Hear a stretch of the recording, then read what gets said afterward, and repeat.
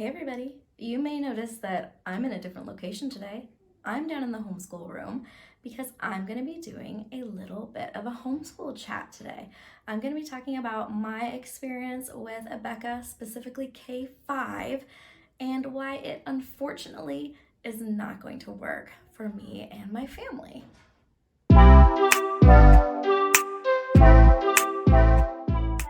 So hi, my name's Talia. I love books, I love bandanas. I am a homeschooling mom, and I'm so glad you're on my channel today.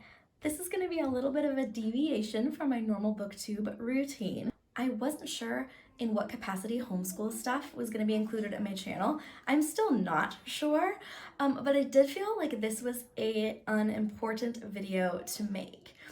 I researched curriculum a lot prior to picking Abeka. I read tons of reviews, watched tons of YouTube videos, and I felt confident with my choice. I felt like it was going to be great. I really was confident going into it. I felt like I knew what to expect.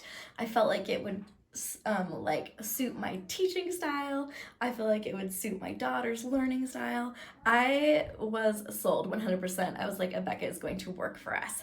However, there is a big difference between watching videos, reading reviews, thinking you know what it's going to be like when you start homeschooling. It's a whole nother thing to actually start doing it and start using the curriculum. And unfortunately, I found that this curriculum was not a good fit for my family. So I'm gonna go through and just kind of share with you a few reasons why, in the hopes that not to turn everyone away from Abeka, because I think Abeka can definitely work for some families.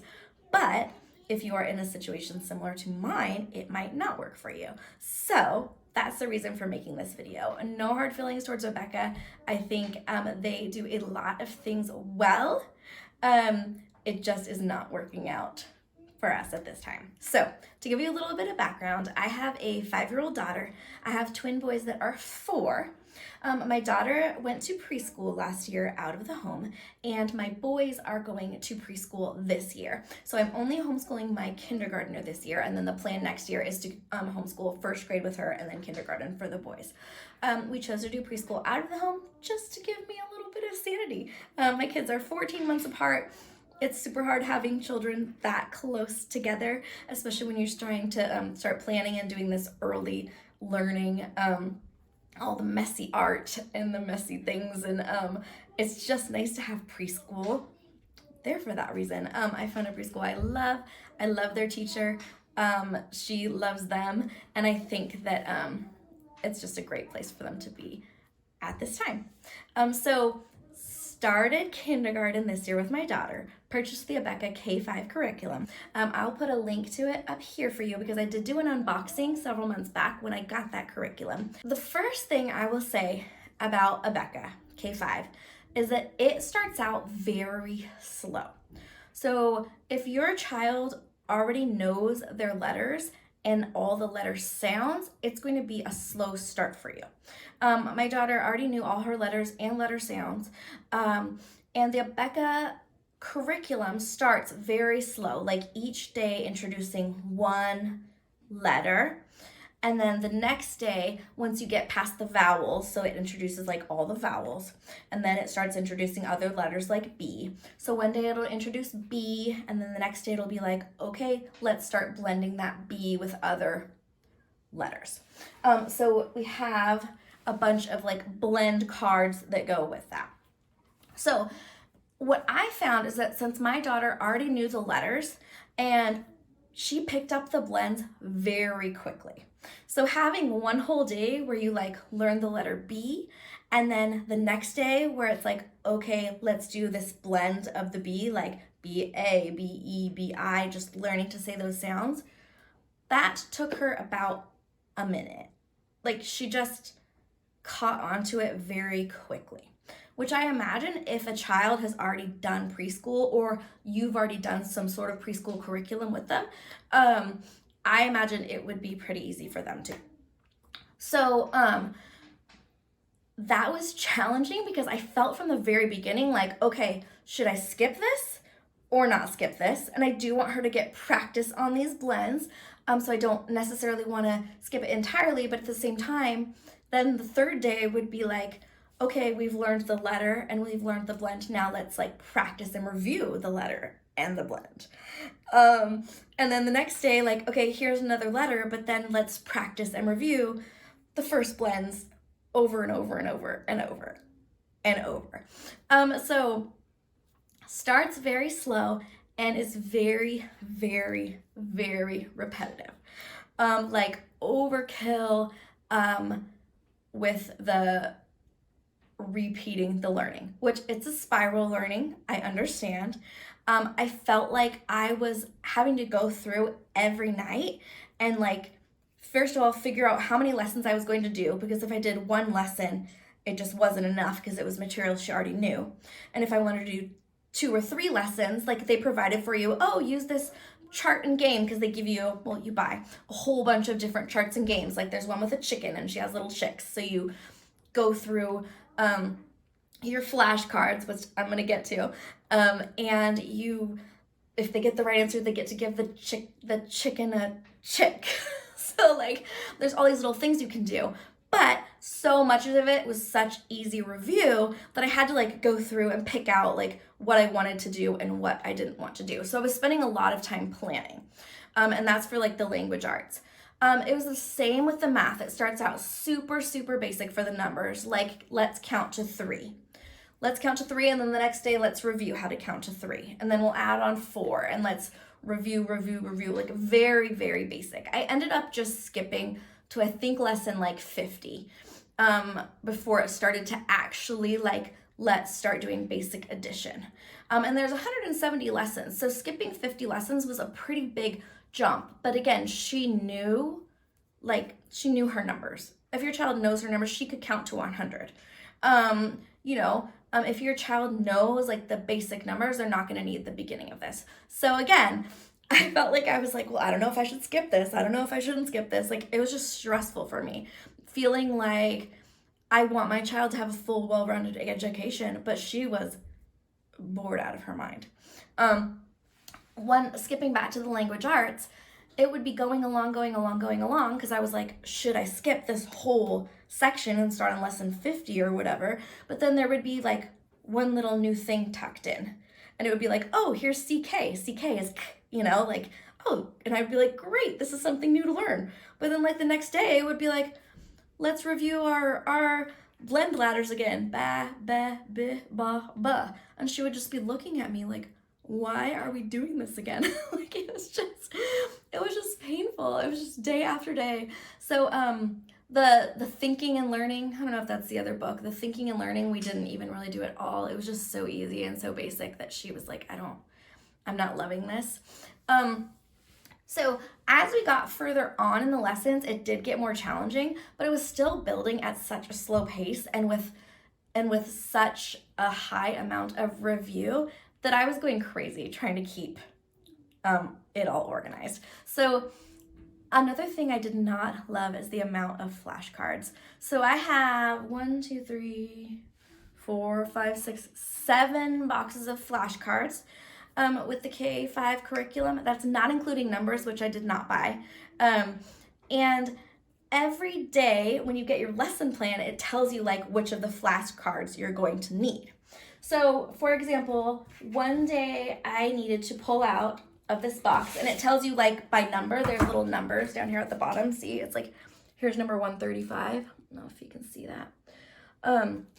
So it would be like, okay, go through this box of all your flashcards, your letter picture flashcards, and pick out all these numbers, and it would tell you the numbers. So you pick out all of your flashcards, okay? So you're like, okay, we're ready to go.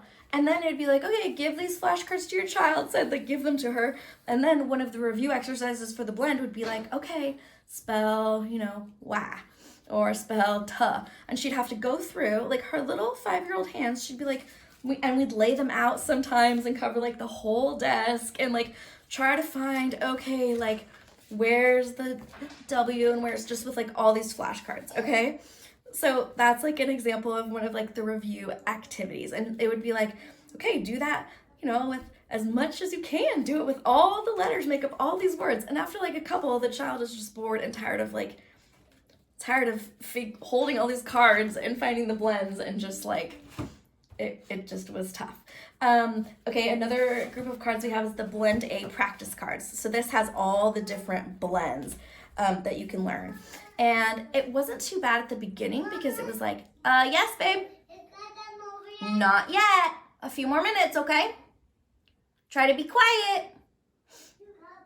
So it started out not too bad because it was like, oh, just get the blends, 10, 11, and 12, and just the C blends, so you'd get those out, and like, it was fine.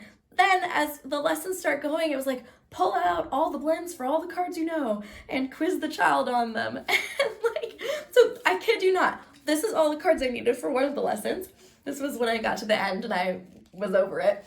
It was all of these cards, and it wanted you to lay them all on the table. So we had like this whole table. Actually, I think that day I could not even fit them on the table, and I did them on the floor down here. I like spread them all over the floor, and the cats are like, this is great, what are we doing? Like jumping all over them.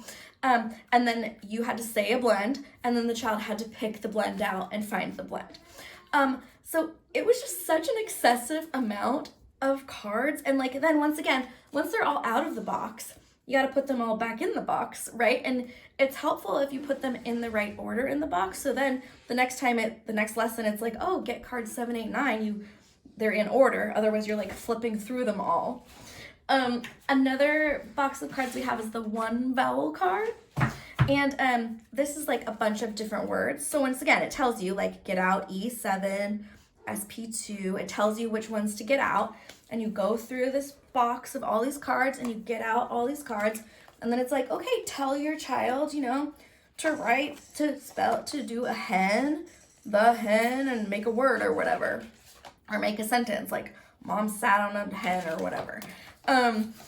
So it just felt like such a ridiculous amount of wasted time organizing these cards, because again, then you have to put all these cards back away so they're in the right order, so then when the next lesson comes, you can find the right cards.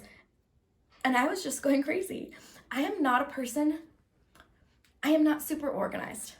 I try to be organized, but I tend to build up clutter just because I do not like spending time putting things away and organizing.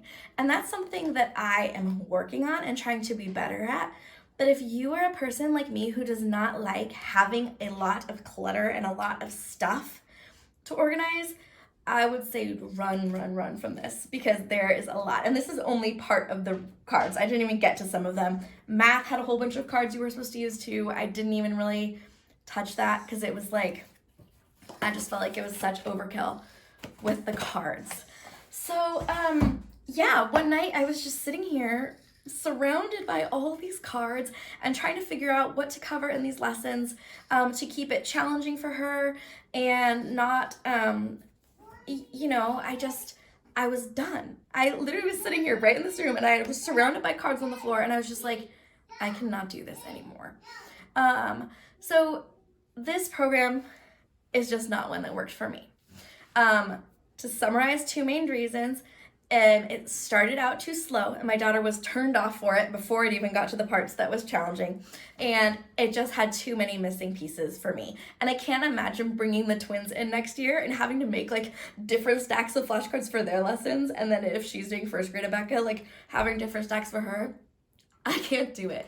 Take away the flashcards, please. And it's so funny because I liked flashcards in school. Like I was all about like making my flashcards and quizzing myself. Like I liked them, but this, somebody save me. I could not do it. I'm feeling emotional about it right now. Like these cards, I really hate them. Okay, I need to get myself together. Yeah, it's just frustrating because I feel like I tried so hard to like make this good decision, and then I spent all this money on this curriculum and it didn't work out. And again, it's hard because I thought I knew. I thought I wanted to do like this traditional learning style where we like go through the lesson and practice and then do our worksheets. I haven't even talked about the worksheets yet. They were okay. But again, a lot of repetition, a lot of just practicing the same thing over and over and over again, which I think is good to an extent, but it got to a point where I was just skipping worksheets because I was like, we did this exact same worksheet yesterday, you know, like we did the same thing, like we don't need to be doing this again, like we can move on from this. So I'm really disappointed. I feel like it's very clear that Abeka was designed for the classroom. I feel like this curriculum very much is designed with like, here's a room of 30 kids. We have to make sure all these 30 kids learn this stuff. We're gonna go slow and take it easy and like make sure that every single kid is having a very thorough education. I think if your child doesn't have any previous preschool experience or is just struggling with reading, I think Abeka gives a solid foundation. Like there's no doubt in my mind, if you get this curriculum and go through it and do all 170 lessons with your child, they will be able to read. Like that will happen with this curriculum. It's solid.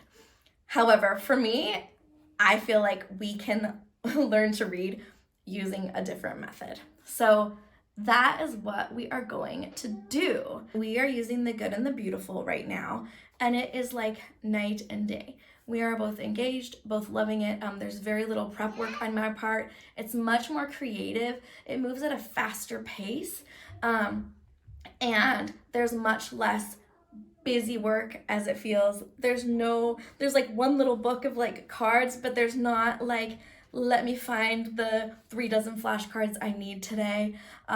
It's just going so much better. So it's only been a couple of weeks on that, so time will tell how it is moving forward. Again, this is not a diss to Abeka, and I think that more organized moms handle Abeka very well. And there are tons of videos with moms showing how they organize Abeka, how they do it with their kids, and it works great for them. And that's amazing. But for scatterbrained me, it just was not a good fit. So I think that's all I want to say. I hope this video is helpful. Please comment below if you have had a similar experience with Abeka, or if you're thinking about using it and have any specific questions. If I got a little rambly here or there, I apologize. Or if you're like, hey, like, what's your problem? Abeka's great. I totally welcome those comments as well, because I know as homeschool moms, we are all just trying to do our best and do what's best for our kids, and that looks different for everybody. So I totally welcome whatever you want to say, as long as you are kind. So that's all I have for today. So I hope you are having a good day wherever you are. I hope you take some time today for yourself to read and relax. Even if you are going crazy with homeschool curriculum like I have been, take some time and read a good book or two. And if you are having a bad hair day, just wear a bandana. Bye.